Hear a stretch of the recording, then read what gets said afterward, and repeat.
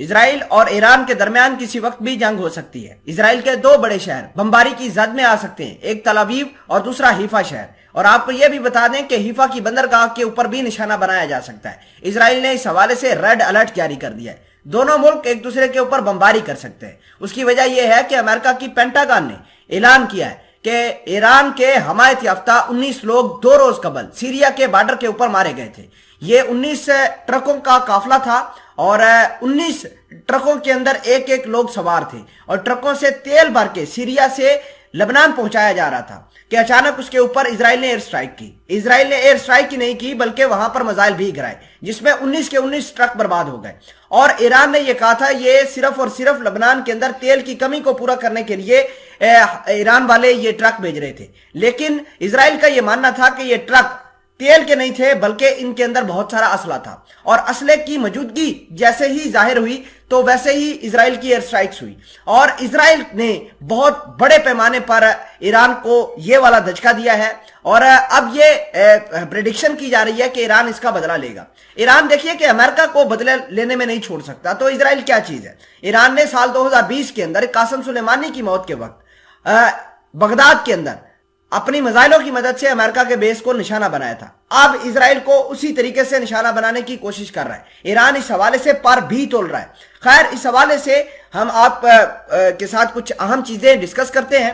چھوٹی سی گزارش ہے کہ آپ ہمارا یوٹیوب چینل حسنا ٹی وی کو سبسکرائب کر کے پاس موجود گھنٹی کے نشان کو دبا لیں تاکہ لیٹسٹ نیوز آپ تک بر وقت پہنچتی رہے۔ سب سے بڑی اور اہم ڈیولپمنٹ یہ ہے کہ ایران لگاتار نقصان کھا رہا ہے، اور اس وقت سے نقصان کھا رہا ہے جب سے نیتن یاہو آئے، کیونکہ میں نے پہلے ہی بتایا تھا کہ نیتن یاہو کو امریکہ والے بہت زیادہ سپورٹ کرتے ہیں۔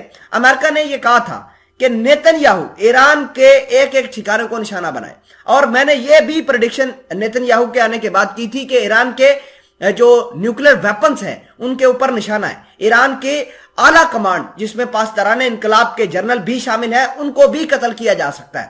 خیر، اس حوالے سے ایران نے بہت سارے کام لیے، بہت سارے سٹیپ لیے، لیکن سیریا کے اندر زیادہ نقصان ایران کو ہو گیا ہے۔ ایران کا ایک قافلہ تھا ٹرکوں کا جو تیل بھر کے جا رہا تھا 2 روز قبل کی یہ پہلے خبر تھی کہ اس کے اوپر اسرائیل نے ایئر سٹرائک کی، اور اسرائیل نے یہ کہا کہ ان ٹرکوں کے اندر بہت سارا اسلحہ ہے۔ خیر، آپ کو یہ بھی بتا دیں کہ ایران کے اوپر بارہا مرتبہ الزام یہ لگا ہے کہ وہ سیریا کی سرزمین استعمال کرتا ہے اپنے ہتھیاروں کو ایکسپورٹ کرنے کے لیے، اور ہتھیار حزب اللہ حماس کے پاس جاتے ہیں۔